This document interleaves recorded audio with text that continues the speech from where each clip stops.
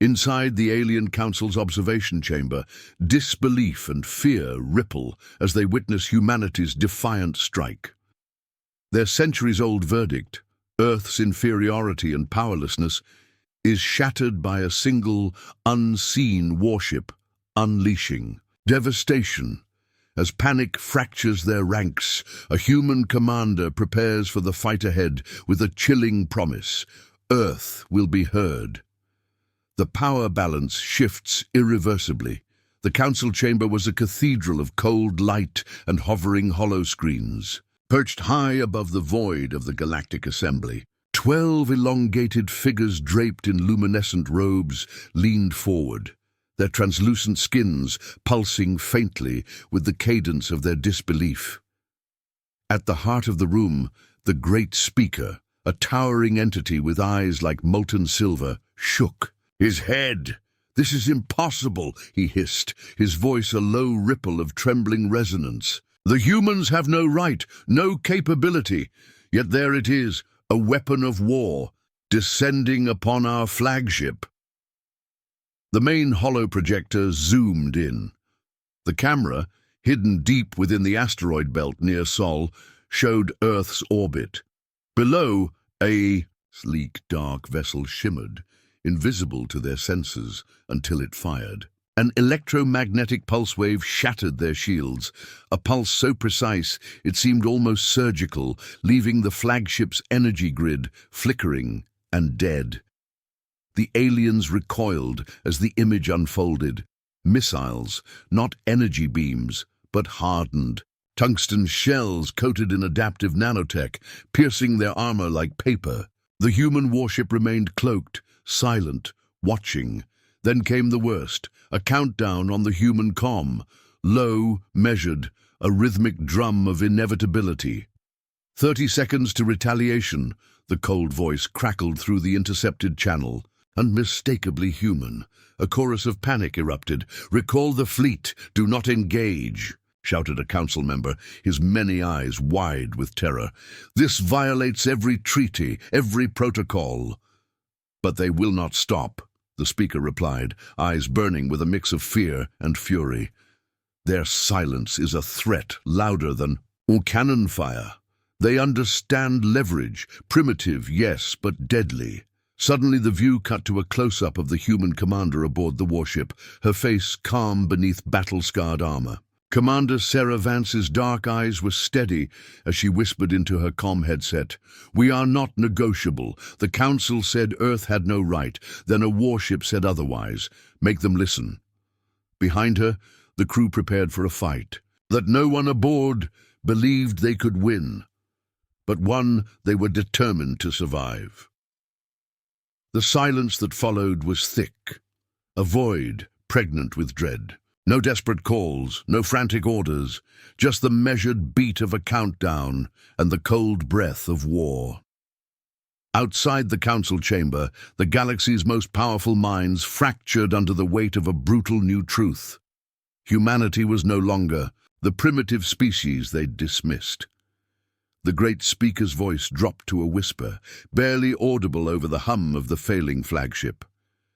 "They have become the reckoning." The final transmission from the human warship's comm crackled, chilling in its resolve. "Prepare for Earth's judgment." The chamber darkened, the stars outside flickering like distant watchers as power shifted irrevocably. Commander Sarah Vance leads her crew through the eerie calm after the strike, navigating damaged systems and heavy losses. Meanwhile, alien fleets scramble to respond, their arrogance replaced by frantic uncertainty. In the quiet between attacks, humanity's cold resolve hardens, revealing glimpses of advanced tech and a will to survive that the galaxy has never faced before.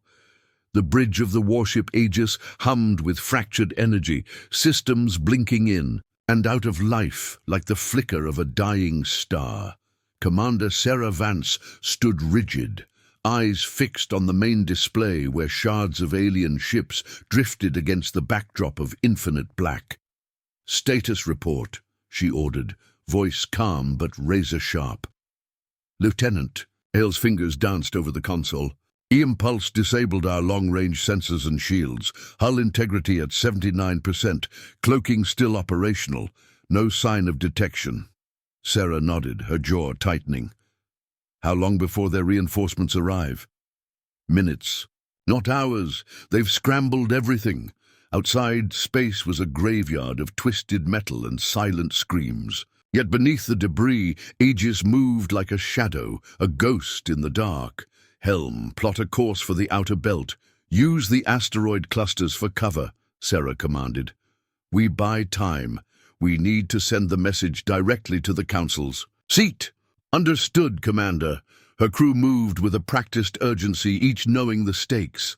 They were outgunned, outnumbered, yet unyielding. Back in the alien fleet, panic rippled like wildfire. Council vessels blinked frantically, trying to restore their sensor grids and recalibrate shields. Admiral Krylos barked orders in a tongue of clicks and whistles, his compound eyes reflecting raw fear. How could a single human warship cripple our flagship? He demanded, voice trembling. Their technology, primitive. Their tactics, barbaric. This defies logic. Logic, hissed a younger advisor, voice cracking, is no defense when faced with their unpredictability. The council chambers had devolved into chaos. Debates exploded over communication protocols, retaliation thresholds, and the fragile diplomatic facade now shattered. Yet beneath the chaos, a quiet terror took root. Earth was no longer the insignificant backwater they'd condemned. It was a weapon, veined with steel and silence. On Aegis, Sarah walked the corridors, checking on her team. Scientists whispered about their secret, nanotech cloaking fields, adaptive EMP generators, and a gravity well projector that bent space just enough to mask their presence. Her second-in-command, Captain Rourke, approached, his face grim. Commander, our communications officer has a secure line open to Earth Command. They want to know if we proceed with the protocol. Sarah's eyes hardened. We proceed. This warship is a message. If they want to escalate, let them. Her voice dropped to a whisper as she stared into the void beyond the viewport. They think we're savages, unworthy of the stars. They don't know what survival means. The hum of the ship's engines pulsed through her, steady and sure, because Earth had survived worse than this. And this time, the galaxy would learn what it truly meant when a warship said otherwise. The shockwave of humanity's attack fractures the alien alliance, stirring paranoia and blame. Meanwhile, aboard Aegis, Commander Vance grapples with hidden trauma and the crushing weight of command. Scientists uncover unexpected alien tech remnants, hinting at deeper mysteries, while soldiers face grim truths about what survival demands. A desperate plan unfolds, strike at the heart of the Council itself, risking everything to redefine humanity's place in the galaxy. The void between stars was vast, but cracks had begun to form, fractures in the galactic order so old that even the Council had forgotten their own foundations. Now those cracks were bleeding chaos. Inside a dimly lit chamber aboard the Council flagship Zephyr's Reach, the atmosphere was thick with accusation. The once unified alien alliance was unraveling. Your negligence allowed the humans to penetrate. Our defenses, Admiral Krylos thundered, eyes flashing with venom toward the defensive command. The sensor arrays should have detected Aegis hours ago. A chorus of murmurs filled the room, punctuated by the sharp retort of a defense officer whose translucent skin shimmered with anger. Our technology is sound. This was no mere breach. It was a surgical strike, cloaked in layers of unknown nanotech. Unknown, spat the Councillor Varnesh, because your arrogance blinds you. The humans have long been dismissed as primitives. I warned that their adaptability was underestimated. Now our greatest flagship lies crippled. The great speaker sat above them all, his silver eyes narrowing as he observed the bickering factions. Enough. We must identify the source of this threat before it becomes an extinction event. Divert all resources to tracking Aegis's signal. Find their homeworld's coordinates. This will be their undoing. But in the undercurrent of his command was a hesitation, a tremor of doubt that no one dared voice aloud. Humanity's capabilities defied their projections, and that terrified them. Meanwhile, light years away, the Aegis drifted deeper into the asteroid belt. The claustrophobic silence of space was broken only by the faint hum of damaged systems and the soft murmur of crew. Voices. Commander Sarah Vance stood alone on the observation deck, the stars stretching out like silent witnesses to their defiance. Her jaw clenched as memories clawed at her mind. She had not always been the steely leader who faced down alien fleets. 2 years ago, she had been an infantry officer on the scorched battlefields of Earth's shattered cities, where human survival had been a daily gamble against an unrelenting enemy. The scars she bore were both physical and mental, buried beneath layers of discipline and duty.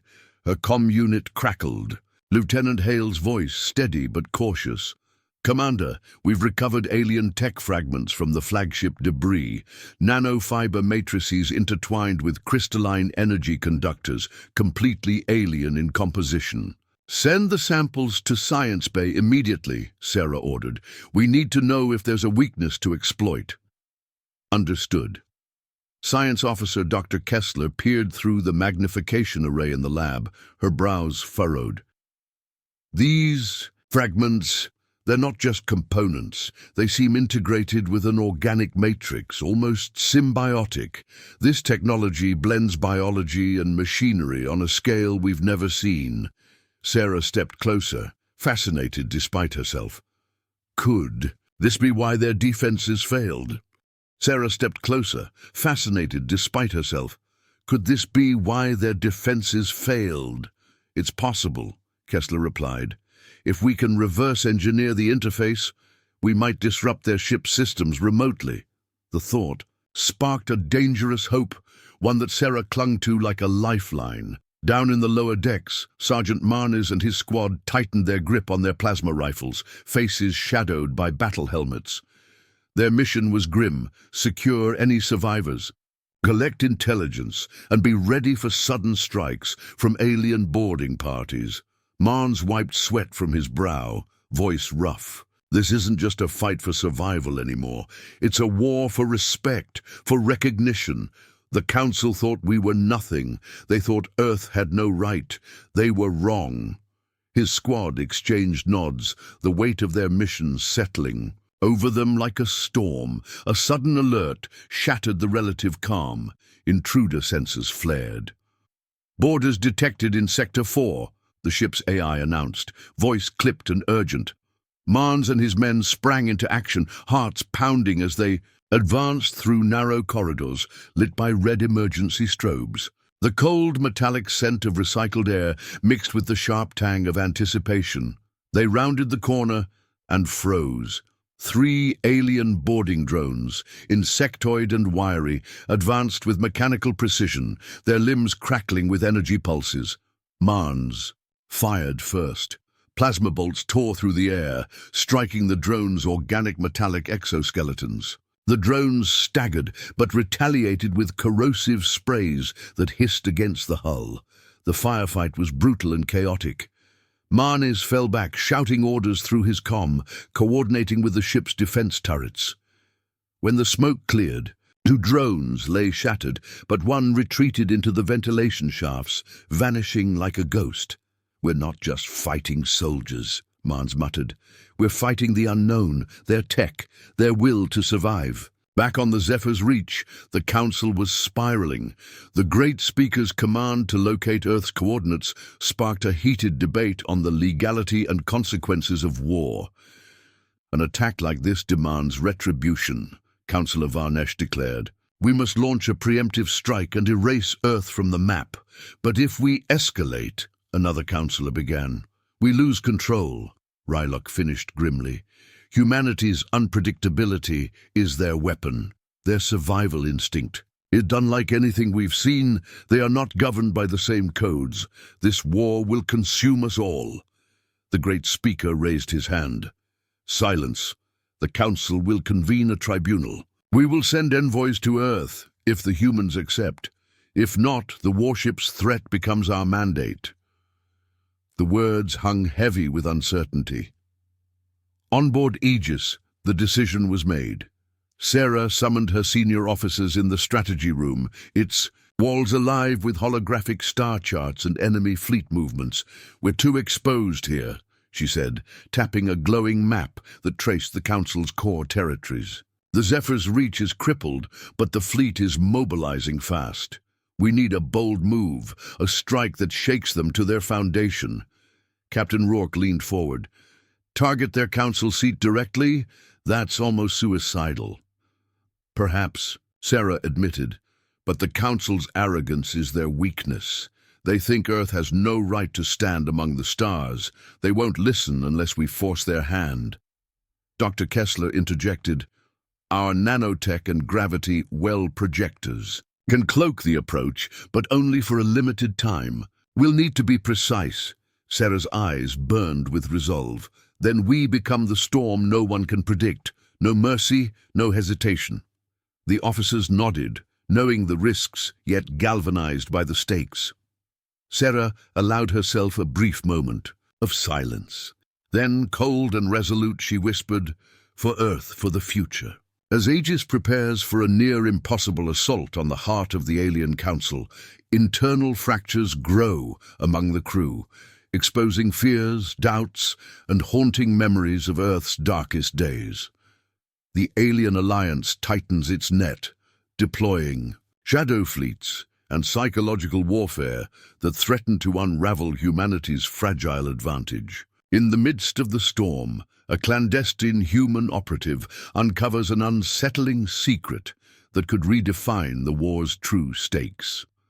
Commander Sarah Vance sat in the dim glow of the command deck's holoscreen chamber, the soft hum of the Aegis's core resonating like a heartbeat beneath her feet. The starfield outside was a tapestry of cold silence, but inside, the ship was alive with a storm of tension. Around her, senior officers stood in clusters, some murmuring, others casting anxious glances. The decision to target the Council's seat had shifted the mission's weight from defensive survival to aggressive reckoning. Sarah's voice broke the uneasy quiet. "We move in under cloak, skirt the asteroid belt, and avoid detection as long as possible. Our gravity well projectors will mask our presence, but only for minutes. We strike fast and hard." Captain Rourke stepped forward, rubbing his stubbled chin.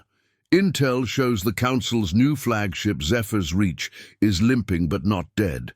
Their fleet's consolidating around it, preparing countermeasures. We're sailing into a nest of vipers."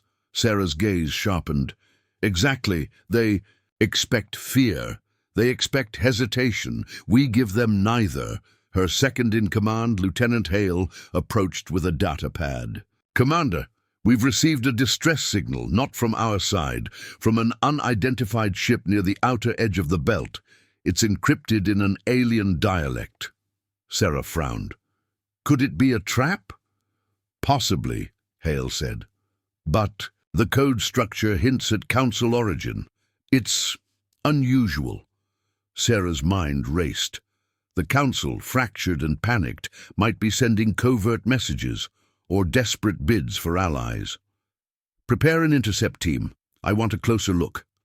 The intercepted vessel was a ghost among asteroids, a battered cruiser drifting silently, shields flickering erratically. The Aegis's sensors struggled to penetrate the cloaking field, but they caught glimpses of alien glyphs etched in faded silver. Boarding party assembled, led by Sergeant Marnes, battle-worn and grim. The corridors of the alien cruiser were choked with debris and the smell of burnt circuitry. A haunting stillness pressed down, broken only by distant mechanical whirs. Then a voice, barely more than a whisper, echoed through the comms. "The Council is fractured. Earth is the reckoning." The message ended abruptly. Among the scattered data nodes, Dr. Kessler found encrypted logs referencing Project Veil, a clandestine council experiment blending biological and synthetic tech on a scale that dwarfed anything humanity had yet seen. "This isn't just a war," Kessler said, her voice tight with unease. "They're hiding something. Something that could change the balance forever." Sarah's jaw clenched. "We don't have time for secrets. We have to finish this before they can use whatever Veil is." Back on Aegis, the strain was palpable. Crew members rotated through, shifts with faces drawn and voices tight.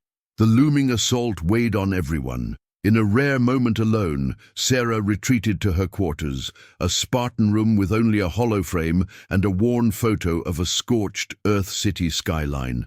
Her fingers brushed over the image of her younger sister, lost in the firestorms of the early wars. The memories gnawed at her resolve. Her comm unit buzzed softly. "It was Captain Rourke, Sarah," he said quietly. "I've been reviewing the crew logs. Morale is slipping faster than we realized. There's talk of dread, and some questioning the mission's odds." Sarah's voice was cold but steady. "This mission is not about odds. It's about survival, and sending a message they'll never forget." Rourke hesitated. "I understand, but if the crew breaks, we lose everything. We need to shore up their faith." "I'll address them myself," she promised. "We fight not just for Earth, but for the right to stand in the galaxy."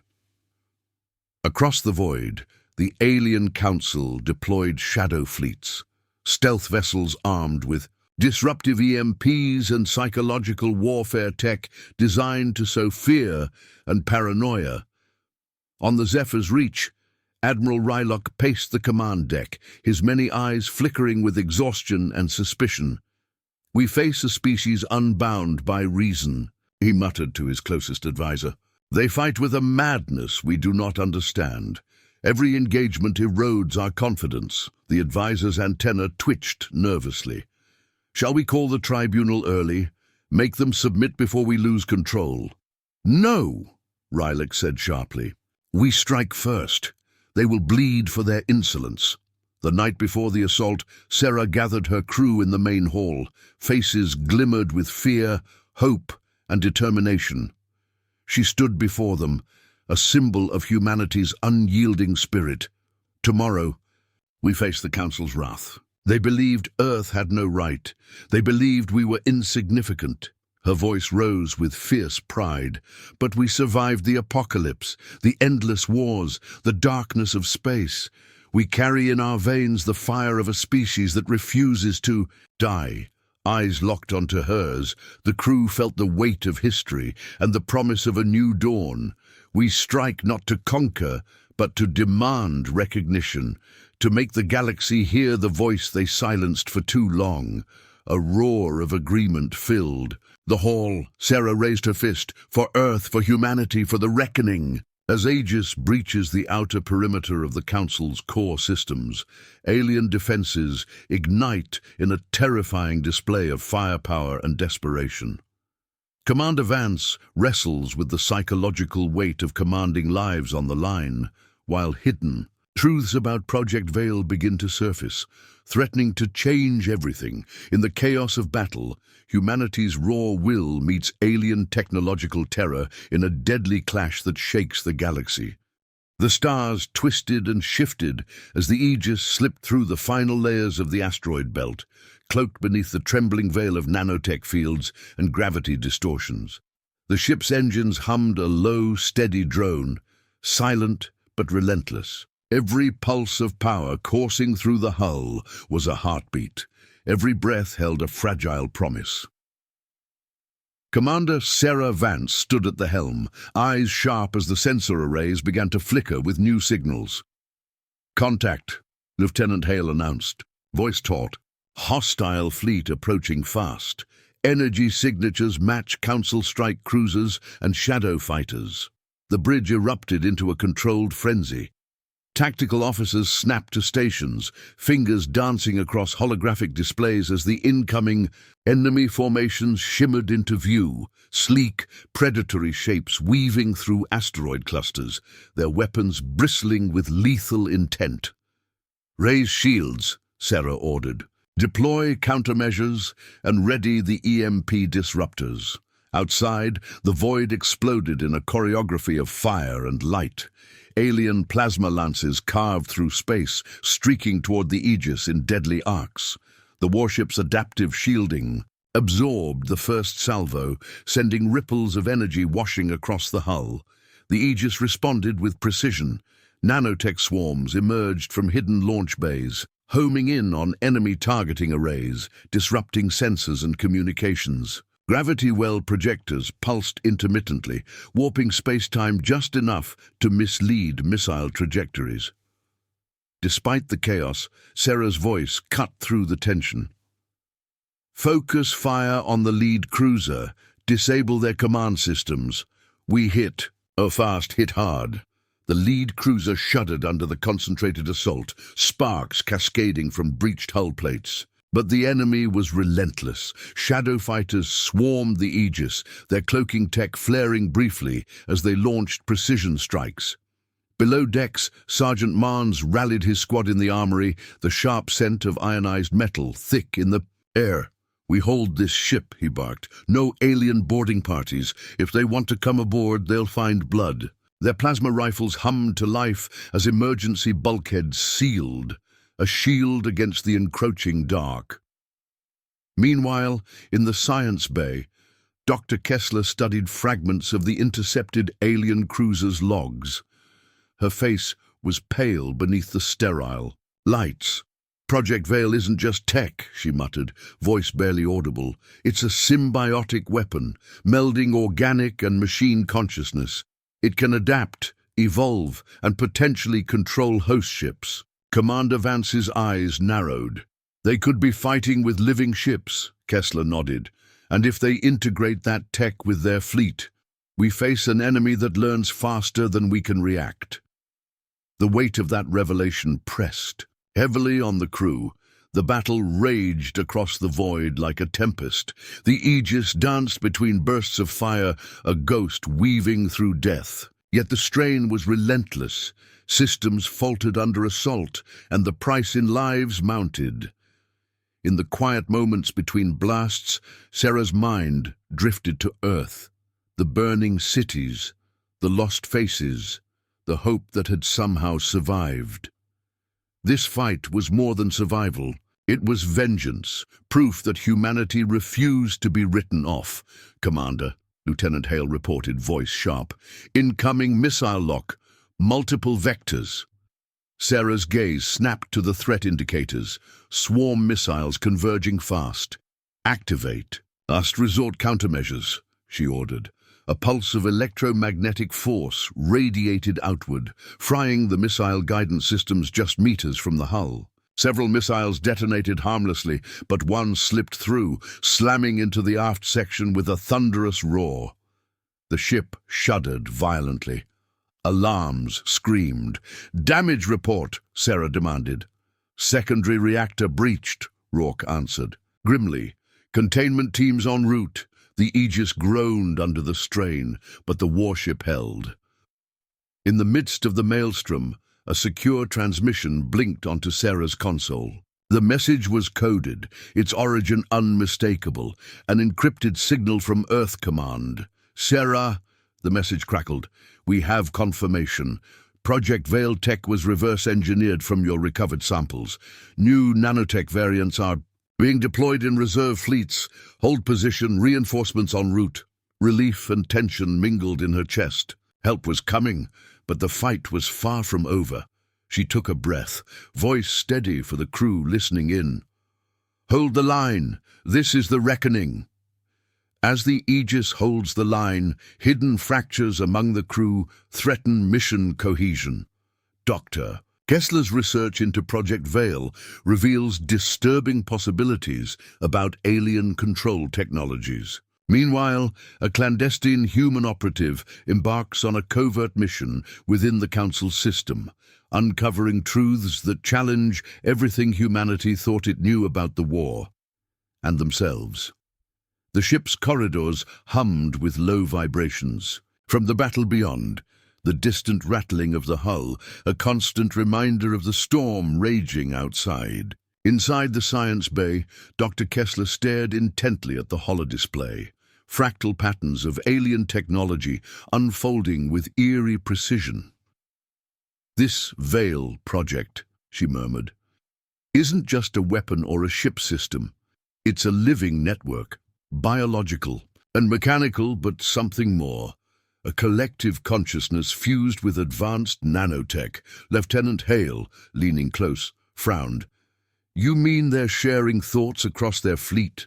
Coordinating at speeds we can't even detect?" Kessler nodded slowly. "And it's evolving. Every encounter makes it stronger, smarter. The Veil adapts by learning." Sarah entered quietly, her presence commanding.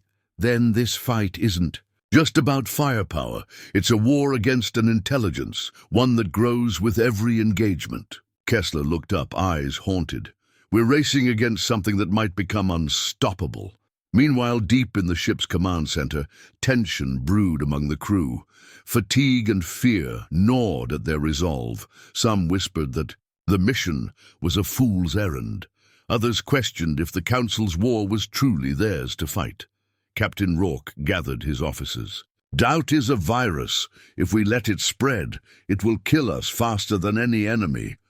"But what if the Veil is unbeatable?" a young officer asked, voice trembling. "Then we'll have to find a way," Rourke said, "because retreat means extinction." Sarah's voice cut through the room. "We do not fight for glory. We fight for survival, for the right to exist. Remember that." In a small, shadowed compartment aboard the Aegis, Specialist Lyra adjusted her helmet, the cool hum of her stealth suit settling over her like a second skin. She was the ship's covert operative, the eyes and ears within enemy lines. Her mission was clear: infiltrate the Council's communication nexus, retrieve data on Project Veil, and disrupt their fleet coordination. As the ship neared the Council's core system, Lyra slipped through maintenance shafts and emergency tunnels, her movements fluid and silent. The alien architecture was cold and unfamiliar. Curved metallic halls, interlaced with organic tendrils, pulsating with faint bioluminescence. Suddenly, her HUD flickered with movement. A patrol. Heart pounding, Lyra pressed against the wall, breath steady. The guards passed, unaware. She reached a secure chamber, the central node of the communication hub. Fingers flying over her interface, she began downloading encrypted files, each byte a piece of the Council's hidden truth. Then, a soft alarm. Too late. Back on the Aegis, alarms blared. "Intruder alert! Security breach in Sector Delta 7. Sarah's gaze hardened. "Lyra, report!" "Enemy forces are converging." Lyra's voice came through, strained but determined. "I'm extracting as fast as possible." "Hold on, we're sending backup." Outside, Council ships surged like a tidal wave, weapons lighting the void with deadly intent. Sarah gritted her teeth. "The Council thinks this will break us. They're wrong."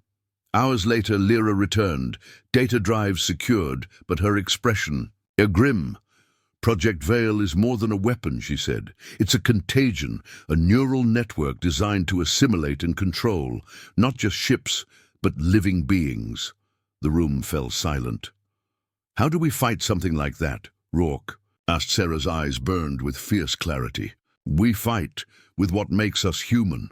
Resilience, unpredictability, sacrifice."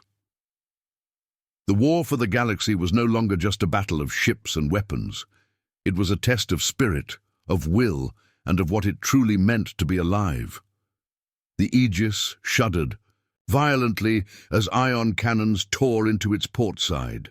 The alien fleet had tightened its grip, using shadow fighters to harass the warship's flanks, while cruisers hammered the shields with relentless barrages. Commander Vance's voice was calm, but urgent. "Divert all available power to forward shields. We need to hold them off." Lieutenant Hale adjusted targeting arrays. "Enemy cloaking is interfering with our sensors. We're losing track of their strike wings." "Deploy nanotech swarm. Sector." 6, Sarah ordered. Disrupt their stealth systems. Outside, a cloud of shimmering microbots burst from the Aegis, swarming the shadow fighters like locusts, momentarily revealing their positions. Still, the assault pressed on. In the ship's lower decks, Sergeant Mans prepared his team for a possible boarding. These creatures fight with something we can't predict, expect anything. The tension was thick, but so was the determination. Every soldier knew what was at stake. In the command chamber, Dr. Kessler shared a grim update. Project Veil's neural contagion spreads through the Council's ranks like wildfire. We intercepted a transmission. Some of their pilots have lost autonomy, controlled by the network. Sarah's fists clenched. That means the Veil can turn their own against them. Yes, but it's unstable. That's our window. Sarah made her decision. Prepare the experimental gravity pulse device. If we can create a localized gravity well, we might disrupt the Veil network's cohesion. Captain Rourke looked wary. It's untested, could backfire. We don't have a choice. As the battle intensified, the Aegis launched the gravity pulse. The effect rippled through space, warping the surrounding void. The alien fleet convulsed as ships faltered, some crashing into asteroids or spinning out of control. But the pulse drained the Aegis's core energy, leaving it vulnerable. Amidst the chaos, Sarah ordered the crew to evacuate non-essential personnel to safety pods. This ship might not survive, she warned, but humanity will. On the alien side, Admiral Krylos's confidence shattered. Reports of lost pilots and rogue ships flooded his command. This war is slipping through our grasp, he growled. They fight with madness and sacrifice. His council fractured. Some called for parley, others for total annihilation. Back on Aegis, as explosions rocked the ship, Sarah stood firm, eyes blazing with unyielding resolve. We are not the primitive species they thought we were, she declared. We are the reckoning. In the aftermath of the gravity pulse, the Aegis drifts weakened amidst a fragmented battlefield. The crew struggles to repair critical systems while tensions flare, revealing cracks in their unity. Meanwhile, the alien Council's internal divisions deepen and whispers of betrayal emerge. Commander Vance faces impossible choices as trust wavers and the true cost of victory looms near. The Aegis floated like a wounded beast in the cold silence of space. The gravity pulse had fractured the Council fleet's cohesion, but at a heavy price. Power systems flickered and emergency lights cast long shadows over the battered corridors. Commander Vance paced the bridge, her jaw tight. Status report. Lieutenant Hale's fingers flew over consoles. Power levels are stabilizing, but remain critically low. Shields are operating at 40%. Hull integrity at 60%. Sarah nodded. Engineering? From the comms, Chief Engineer Ramos answered, voice strained. We're patching the reactor breach, but the auxiliary systems are overloaded. We'll need hours, if not days, to fully recover. A murmur rippled through the crew gathered on the bridge. The truth was unspoken. They were vulnerable, isolated, deep in enemy space. In the mess hall, tempers flared, voices raised in frustration over dwindling supplies and the impossibility of the mission. Sergeant Mans confronted a young soldier, accusing the command of reckless sacrifice. We don't have the luxury of doubt, Mans growled. If we break now, we lose everything. But the young soldier's eyes were haunted. What if we're just fuel for a war we don't understand? Back on the alien council ship, Admiral Krylos stared down fractured factions. Clamoring for power, the humans are unpredictable, he admitted bitterly. Their fury blinds them, but it also drives them. A dissenting voice hissed, we must purge the infected, end this contagion before it consumes us all. Krylos's eyes darkened. And what if this war ends not in victory but in annihilation? On the Aegis, Dr. Kessler pored over decrypted files from Lyra's mission. Project Veil isn't just a weapon, she explained to Sarah. It's a parasitic consciousness, but it has a flaw, a reliance on networked nodes. Sarah's expression hardened. "If we can isolate those nodes, we can sever the infection." Kessler nodded. "We have to move fast. The longer this war drags, the more the veil spreads." In the quiet moments, Sarah found herself staring at the worn photo of Earth again. The faces of lost loved ones weighed heavy on her. Her comm unit crackled. "Commander, we've detected a council convoy moving through the debris field." Sarah's voice was steel. "Prepare the strike team. This is our chance." The battle was far from over. As the Aegis launches a daring raid against the council convoy, hidden agendas and fractures among the crew come to light. Commander Vance grapples with the burden of command amid growing mistrust and fatigue. Meanwhile, alien leaders spiral deeper into chaos as the Veil's corruption spreads, setting the stage for a devastating confrontation that could decide the fate of both species. The cold void outside the Aegis was pierced by the faint shimmer of the council convoy, weaving through asteroid debris. Tactical scans showed hulking transports protected by sleek escort ships, their defenses still formidable despite recent losses. "Strike team ready," Lieutenant Hale reported, fingers steady on the controls. "We can hit their supply line, cripple their resupply." Sarah's eyes were sharp, scanning the data. "If we break their logistics, we force them into a retreat." Below decks, tension was taut among the soldiers and officers. Rumors circulated about a possible leak. Someone feeding information to the enemy. Trust was a brittle thing, fracturing under pressure. Sergeant Marnes pulled a nervous technician aside. "You sure no one's been messing with our comm channels?" The technician swallowed hard. "Everything's secure. But someone's been trying to jam our signals."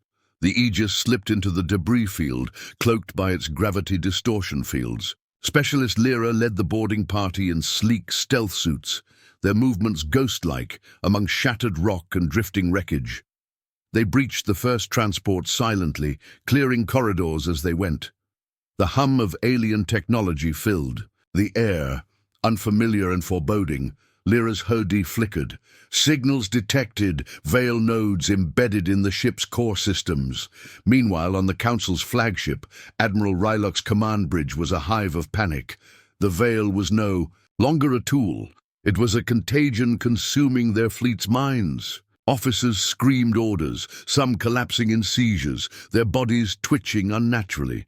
"This war is killing us from within," Krylos growled. "Find the source of the infection." Back on Aegis, Kessler worked feverishly to identify and isolate the Veil nodes, Lyra reported. "We can disrupt the network with a targeted EMP burst," she explained, "but it will fry their systems, and ours, if we're not careful." Sarah's jaw clenched. "Do it. The risk is worth it." As the EMP detonated, alien ships convulsed, systems failing. The boarding party seized their chance, planting charges and gathering critical data, but the cost was immediate. The Aegis shuddered violently, shields flickering. "We've got incoming." "Fighters!" Hale shouted. In the chaos, a hidden enemy operative revealed themselves, one of the crew suspected of sabotage. The betrayal shook the Aegis to its core. Sarah's voice was cold. "We root out the traitor now. The battle was far from over." The war, it seemed, was as much inside the Aegis as it was in the void beyond. In a final, desperate gambit, Commander, Vance leads the Aegis into the heart of the Council's stronghold. As the Veil network collapses and alien command fractures, humanity's brutal resilience and sacrifice carve a new legacy into the stars.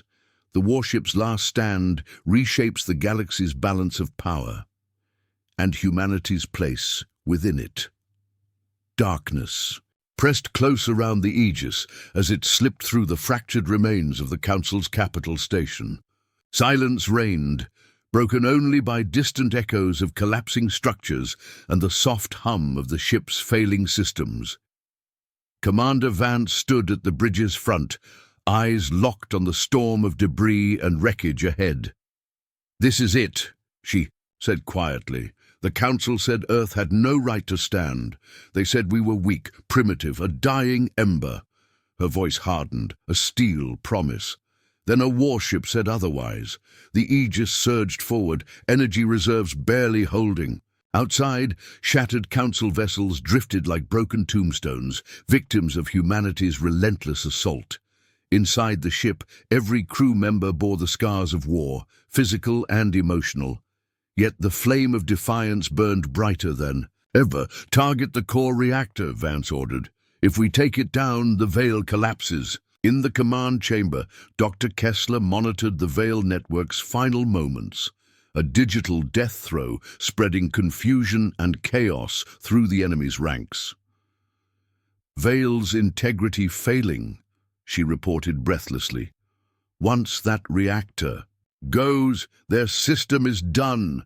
The alien fleet's leaders scrambled, their orders dissolving into chaos. Betrayals and fear shattered the once unbreakable council.